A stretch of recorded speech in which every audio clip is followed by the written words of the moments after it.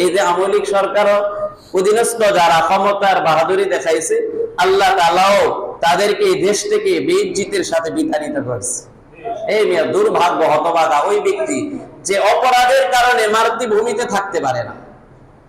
তার চেয়ে দুর্ভাগা হতভাগা কে হতে পারে যে অপরাধের কারণে নিজের দেশের মানুষ তারে চায় না, নিজের দেশের মানুষ তারে ঠাঁই দেয় না। তো আমাদের দেশে আবার কিছু মুসল্লি আছে, রুকু সিজদা যদি দিলে হাজারটা মাথা উঠা এবার দেখালা, কথা বলে ঠিক না? মাথা উঠায় দেখে আর ইমাম তো নাই, বাংলা জানালা দিয়ে ইমাম দৌড়ে পালাইছে। লোকটা তো খুব খারাপ কাজ করলো, এটা তো মোটেই ঠিক হয় নাই। সবাই মিলে পায়ের বার পর মসজিদে সব মুসল্লি মিলা দেয়া দেখে গাছের উপরে, গাছের নাম তুমি কে কাজটা করলা কেন? তোমরা আমার ইমাম দিলা কেন? বুঝা দিবা না আমি ইমাম কিনা, আমি সূরা কেরাত জানি কিনা, আমার আমল ঠিক আছে কিনা, আমার আখলাক ঠিক আছে কিনা। সুদ করার বিরুদ্ধে বয়ান করলে আবার অনেকে আমারে বহে, আমরা কি সুদটাই নিয়ে ইন্টারেস্টেড? পীরের লেবাস ঠিক না, এই পীরের মানে গিয়া ল্যাংটারে মানে, খাজারে মানে, গাজা পুরিয়া পুরিয়া বা ট্যাবলেট করে মানে। তুমি শুনোনি আটলান্টি মহাসাগরের নিচে কালো পাথরের নিচে কালো পিঁপড়ার আওয়াজ? আমার আল্লাহ ওইটাও শুনে। একটু নেটওয়ার্কে ডিস্টার্ব হইলে ফোনে 3বার 4বার হ্যালো হ্যালো হ্যালো বলতে বলতে আসার যে মোবাইল ভাঙে গেল। আমার আল্লাহ বলে আমি আমেরিকারটাও শুনি, ইন্ডিয়ারটাও শুনি, জাপান লন্ডনেরটাও শুনি, আমার হ্যালো হ্যালো বলার দরকার নাই। আমি আল্লাহ তোমাদের শাহরগের চেয়ে নিকটেই থাকি। সুবহানাল্লাহ। আল্লাহ সূরা আলী ইমরানের 31 নম্বর আয়াতে বলেন, قل إن كنتم تحبون الله فاتبعوني يحببكم الله ويغفر لكم ذنوبكم الله غفور رحيم।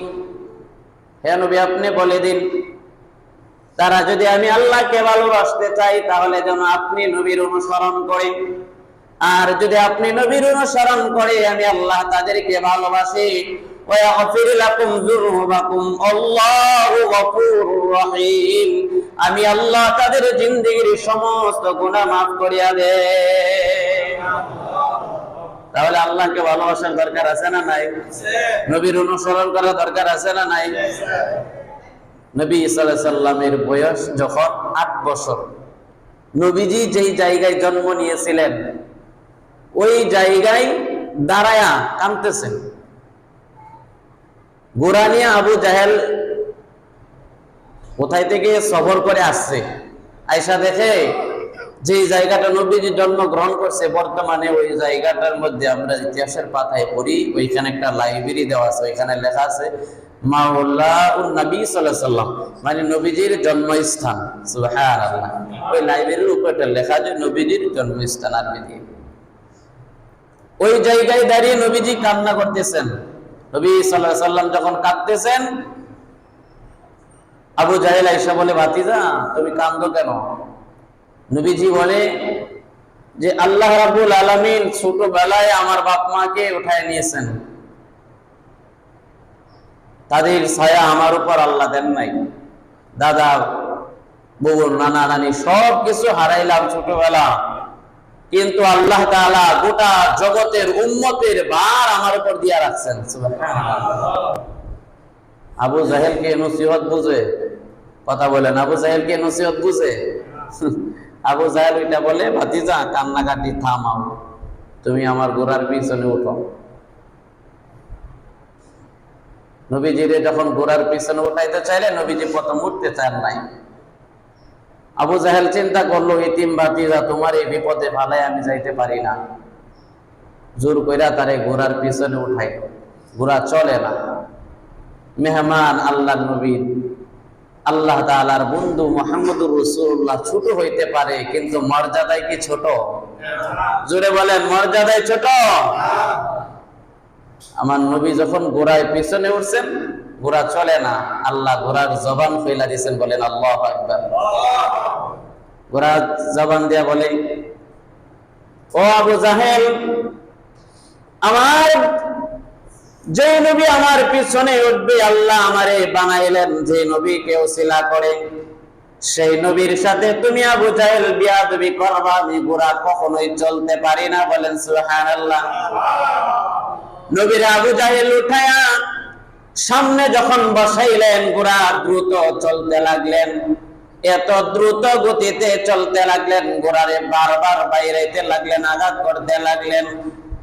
আবু জাহেলের গোরা জবাব দেয়, বাইরাইলে বাইরাইতে পারো, মারতে পারো, আঘাত করতে পারো, যে মুহাম্মদুর রাসূলুল্লাহ আমার পেটে উঠছে, আমি সেই নবীর এখন বহন করে নিয়ে যাচ্ছি, লাগাম ধরে কোনো লাভ নাই, আমি নিজে মরবো না বাঁচবো নিজেরই খবর না।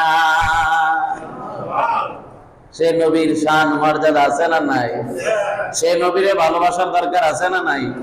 আবু জাহেল্লা বাতিজারে নিয়া যে এই অলৌকিক ঘটনা, গোরাও বাতিজার লেগে কথা কম, সাধারণ কোন আইসা গোত্রবাসীরে কয়, এই কুরাইশবাসী শুনো, আমাদের বাতিজা সাধারণ কোন লোক নয়, এই ছেলেরে আমরা যদি ইজ্জত দিয়ে লালন পালন করতে পারি তাহলে ওদের ভবিষ্যতে আমাদের কাজে লাগবে। বলেন সুবহানাল্লাহ। তখন তার ইমানের দাওয়াত দেন নাই। আবু জাহেল তো পক্ষই নাকি, 40-এর পরে এনে সব উল্টা পাল্টা হয়ে গেছে। কি বলেন?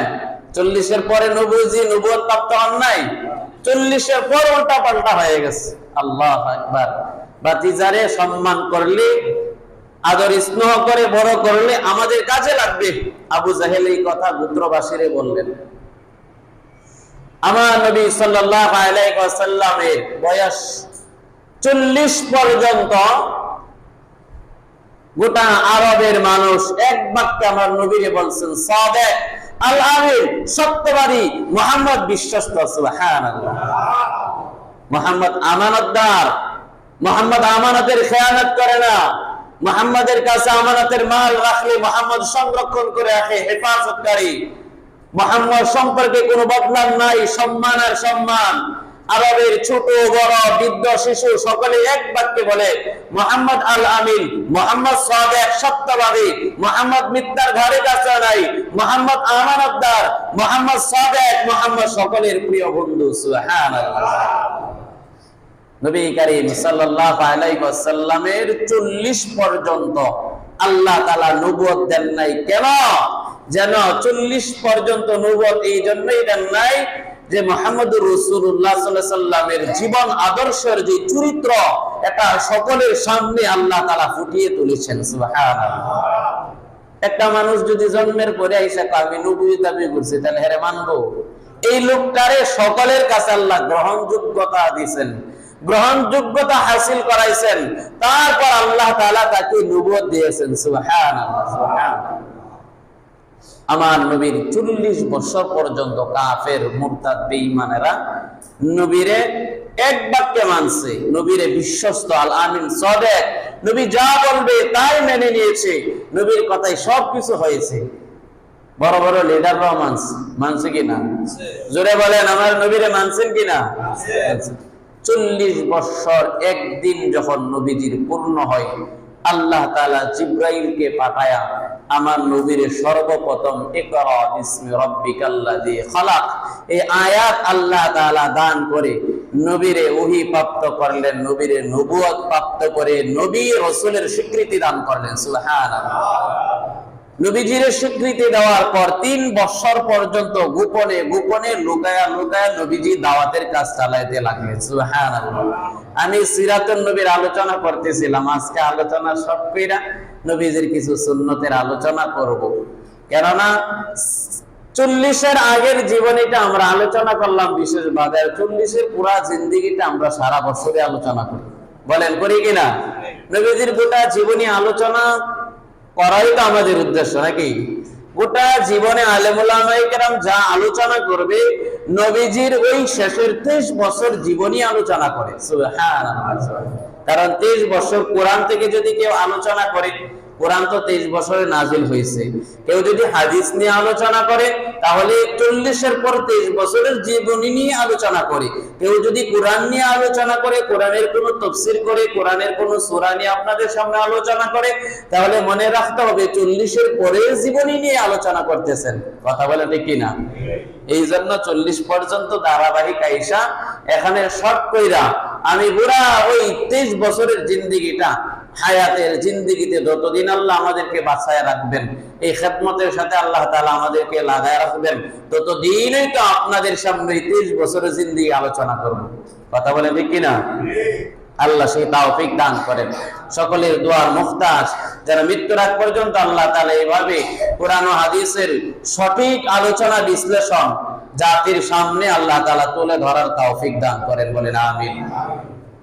নবীজি 3 বছর লুকায়া লুকায়া কালিমার দাওয়াত দিয়েছেন। 3 বছর পর দেখলেন মানুষ বিপুল আকারে যখন কালিমা গ্রহণ করতেছে, ইসলাম গ্রহণ করতেছে, তখন রাসূলুল্লাহ সাল্লাল্লাহু আলাইহি ওয়াসাল্লাম এক পাহাড়ের উপর উঠা বিভিন্ন গোত্রের নাম ধইরা ডাকতেছিলেন। আল্লাহ প্রকাশ্যে কালিমা দাওয়াতের হুকুম যখন দিলেন 3 বছর পর, 40-এর পর 3 বছর পর, 3 বছর লুকায়া দাওয়াত দিয়েছেন, মানুষ যখন সংখ্যা একটু বাড়ছে, তখন আল্লাহ তাআলা হুকুম দিলেন যে এবার প্রকাশ্যে কালিমার দাওয়াত দিতে থাকো। সুবহানাল্লাহ। নবীজি পাহাড়ের উপরে উঠা বিভিন্ন গোত্রবাসীর নাম ধইরা ডাকলেন। প্রত্যেক গোত্র আসলো, প্রত্যেক গোত্রের লিডাররা আসলো, মানুষ আসলো, অসংখ্য মানুষ। নবীজি পাহাড়ের উপর দাঁড়ায়া বলে, যদি আমি তোমাদেরকে বলি যে অমুক গোত্রের গুনাময়ী গোত্রের লোকেরা তোমাদের উপর আক্রমণ করবে, তোমরা কি বিশ্বাস করবে? শত্রুরা তোমাদের উপর আক্রমণ করবে, তোমরা কি বিশ্বাস করবে? সকল গোত্রবাসী এক বাক্যে জবাব দিলেন, আমরা তো আপনার কথা বিশ্বাস করি, আপনি তো সাদেক আল আমিন, আপনার কথা অস্বীকারের কোনো সুযোগই নাই। আজ পর্যন্ত আপনার কথা আমরা অবিশ্বাস করছি এরকম কোনো নমুনা নাই। আপনি আল আমিন, সাদেক, আপনি সত্যবাদী। আরববাসী আপনারে বিশ্বাস করে, আমরা বিশ্বাস করব না কেন? সুবহানাল্লাহ। পুরা গোত্রবাসী অসংখ্য মানুষ পাহাড়ের উপর নবীজি দাঁড়ায় বক্তব্য দিলেন, আমি যদি তোমাদেরকে বলি তোমরা মূর্তি পূজা ছেড়ে আল্লাহকে যদি না মানো, শিরিক ছেড়ে আল্লাহকে যদি না মানো, এক আল্লাহর উপর ঈমান না আনো, একত্ববাদের সাক্ষী না দাও, একত্ববাদের সাক্ষ্য না দাও, তাহলে মনে রেখো জাহান্নামের আগুন তোমাদের জন্য অপেক্ষা করছে। তাহলে তোমরা কি এক আল্লাহকে মানো? এই কথা বলার সাথে সাথে সবাই বলো সুবহানাল্লাহ। নবীজি এই কথা বলছে 40 বছরের কালার একটা চেহারার, 40-এর পরে 40, 3, 43 বছর পর চেহারার রং পাল্টা গেছে। চেহারার রং কি হয়েছে? পাল্টা গেছে। 40 বছরে নবীজিরে মাথায় রাখবো, উপনে খায়া লাবি। নবীজিরে মাটিতে রাখবে, পোকামাকড়ে ধরবে। নবীজিরে কোথায় রাখবে? গোটা আরববাসী মুহাম্মদুর রাসূলুল্লাহকে বুকের ভিতরে যত্ন করে রেখেছে। সুবহানাল্লাহ, সুবহানাল্লাহ। এক মহিলা আয়েশা বলে, ও মুহাম্মদকে আমি এতই ভালোবাসি যে মুহাম্মদ আমার ডাইনে বামে থাকে না, মুহাম্মদ আমার সিনাতে, আমার কলবে মুহাম্মদের প্রেম আমি রেখেছি। সুবহানাল্লাহ। কিন্তু যখন 40 হয়ে গেছে, এই মুহাম্মদুর রাসূলুল্লাহ যখন দাওয়াতের মূর্তির বিরুদ্ধে কথা বলছে, তখন তাদের চেহারার রং পাল্টা গেছে, মুহাম্মদের বিরুদ্ধচারণ করতে শুরু করে দিয়েছে। এই কথা ইতিহাস আপনারা শুনছেন তো নাকি আগে? কথা বলেন, শুনছেন কিনা? 40-এর পর 3 বছর কালিমার দাওয়াত গোপনে দিয়েছেন, প্রকাশ্যে দাওয়াত দেওয়ার সাথে সাথেই ওই পাহাড় থেকে মানুষগুলো কালিমা গ্রহণ না কইরা মুহাম্মদের বিরুদ্ধচারণ কইরা চলে আসলো। এরপর থেকে নবী করিম সাল্লাল্লাহু আলাইহি ওয়াসাল্লামের প্রতি কাফের মুরতাদেরা যেভাবে বিরুদ্ধচারণ করতে শুরু করে দিল, 3 বছর পর্যন্ত নবী সাল্লাল্লাহু আলাইহি ওয়াসাল্লামকে বাজারে যাইতে দেন নাই। আবু তালিবের ঘাটিতে নবীজি 3 বছর অবস্থান করেছিলেন।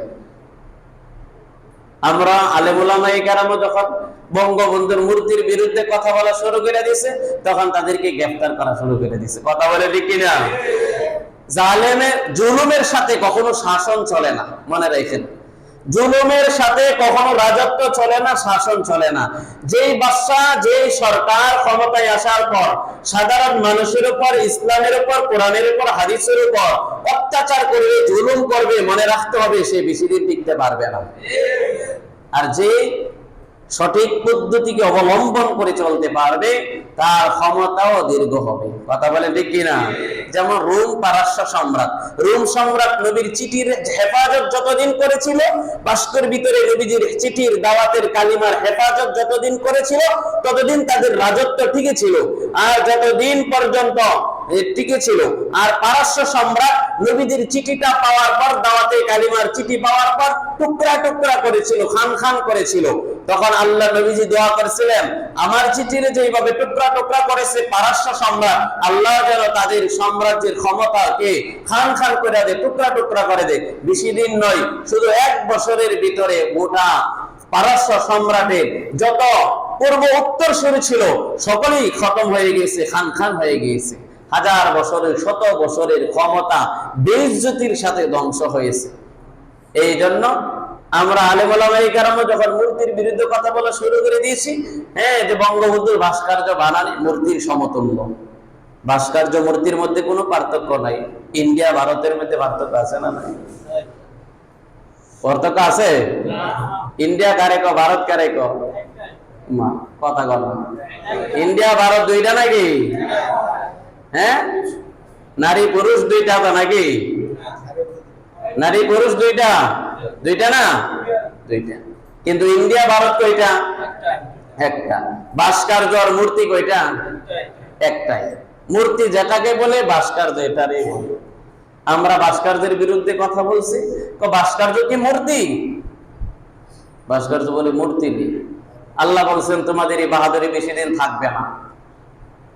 আবাবিল, ছোট ছোট পাখি দিয়ে আবাবিল। আল্লাহ বলেন, আলাম তারা কাইফা ফাআলা রাব্বুকা বিআসহাবিল ফিল আলাম ইয়াজআল কাইদাহুম ফি তাদলিল ওয়া আরসালা আলাইহিম তায়রান আবাবিল।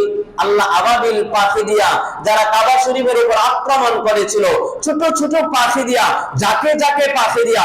পাখির আকারটা কেমন ছিল?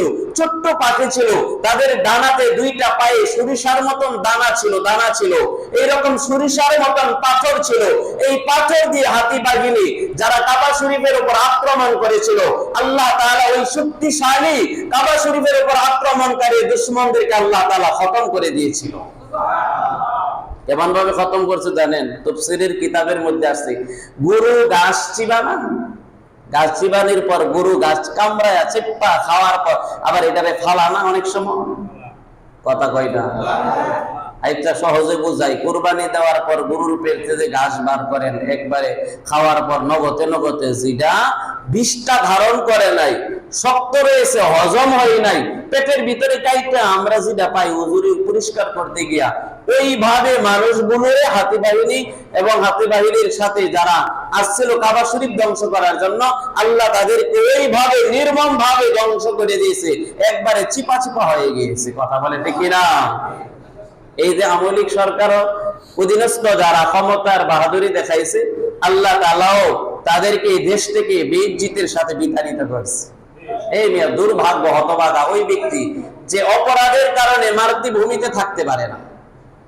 তার চেয়ে দুর্ভাগা হতভাগা কে হতে পারে যে অপরাধের কারণে নিজের দেশের মানুষ তারে চায় না, নিজের দেশের মানুষ তারে ঠাঁই দেয় না। আল্লাহ ওই সমস্ত মানুষদেরকে ওই সমস্ত মানুষদের থেকে আমাদেরকে আল্লাহ হেফাজত করেন, বলেন আমিন।